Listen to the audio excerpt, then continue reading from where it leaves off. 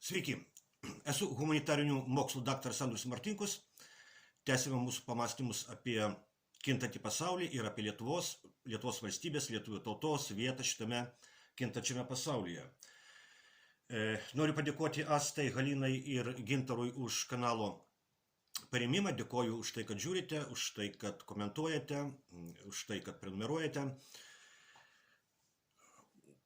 Dabar daug kas kalba apie vadinamosius Epšteino failus.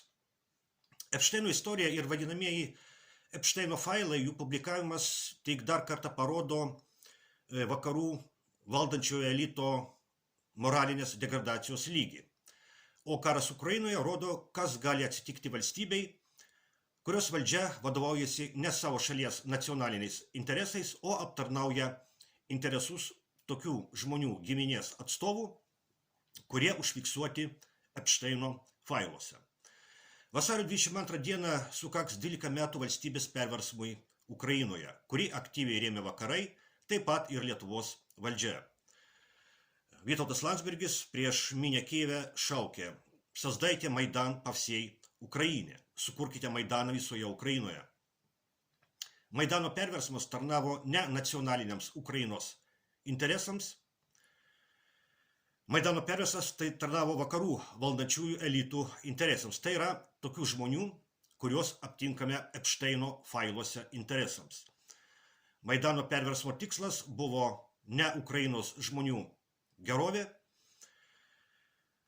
Šio perversmo tikslas buvo sukurti Ukrainoje agresyvų rusofobinį režimą, kuris būtų vakarų valdančiųjų elitų įrankis jų kovoje su Rusija.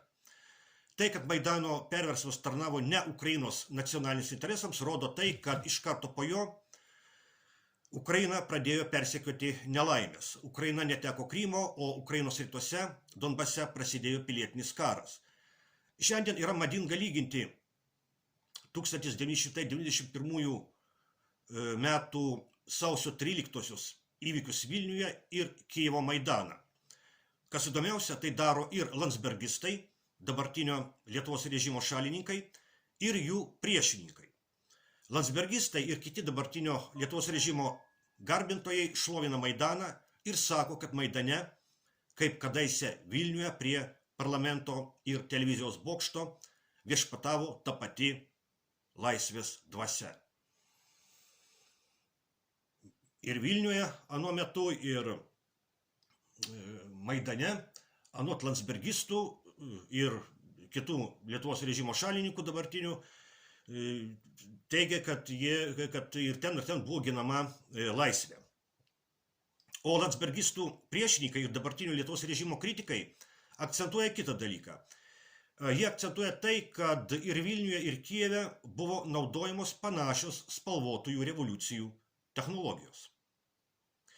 Tačiau iš tikrųjų, kitaip nei sako landsbergistai, 1991 metų sausio 13 Vilniuje ir Kijevo Maidane viešpatavo skirtingos dvasios. Taip pat, nežiūrint spalvotų revoliucijų technologijų panašumo, įvykiai Vilniuje ir Kijeve skiriasi iš esmės.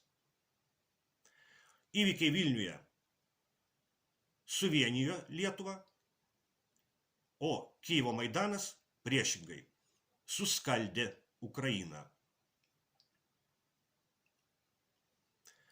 Maidano perversmą įvykdė ukrainiečių nacionalistai, bet pasirodė, kad šito perversmo rezultatas yra priešingas Ukrainos nacionaliniams interesams.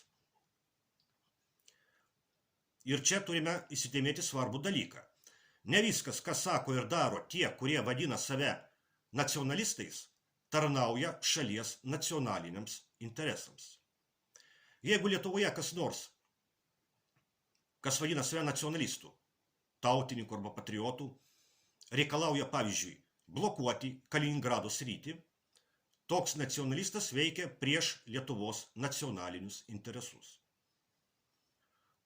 Ukrainos nacionalistų įvykdytas Maidano perversmas atnešė didelę Ukrainos nacionalinę nelaimę, pilietinį karą.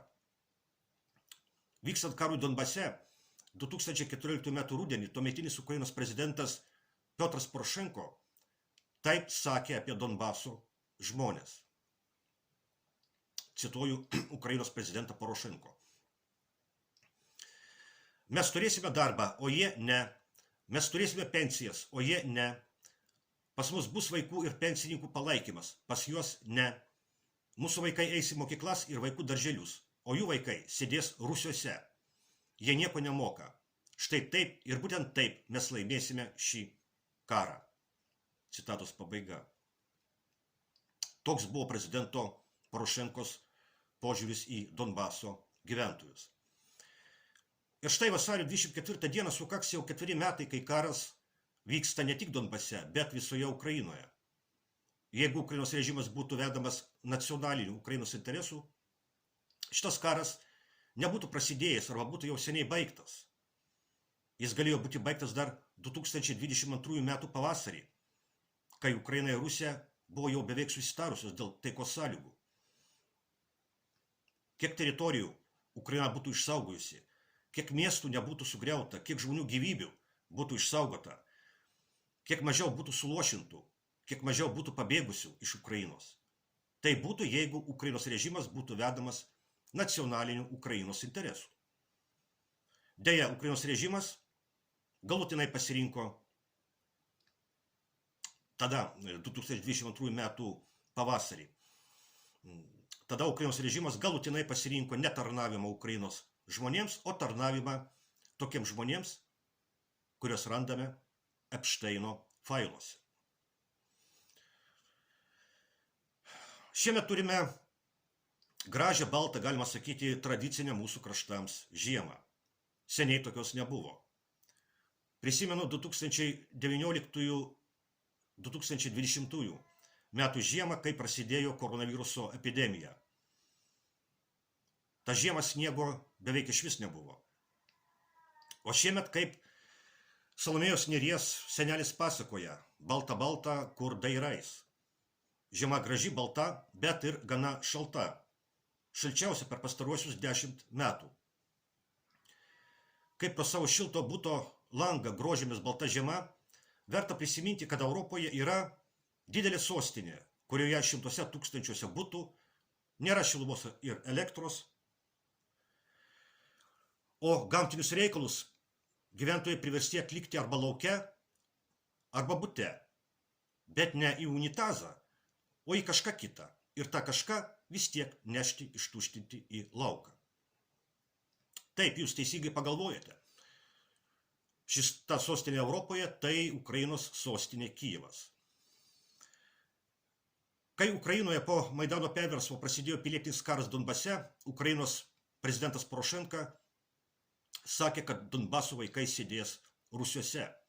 O šiandien šimtai tūkstančių Kijevo gyventojų negali atsisėsti ant unitazų ir pasinaudoti jais pagal paskirtį. Ir taip yra todėl, kad Kijevo režimas tarnauja ne Ukrainos nacionaliniams interesams, o interesams išsigimusio ir iškrypusio vakarų globalistinio elito, naudojančių Ukrainą kaip pagalį mušti Rusiją. Epšteino failai tik dar kartą parodo išsigimusio vakarų elito veidą. Iškrypėliai, pedofilai, satanistai. Žiūrėdami pro savo šilto buto langą į baltą žiemą, prisiminkime tuos, kurie savo butuose šąla, neturi elektros ir negali naudotis unitazais pagal paskirtį. Tai gali ateiti ir į Lietuvą, nes Lietuvos režimas tarnauja tiems patiems, kaip ir Ukrainos režimas.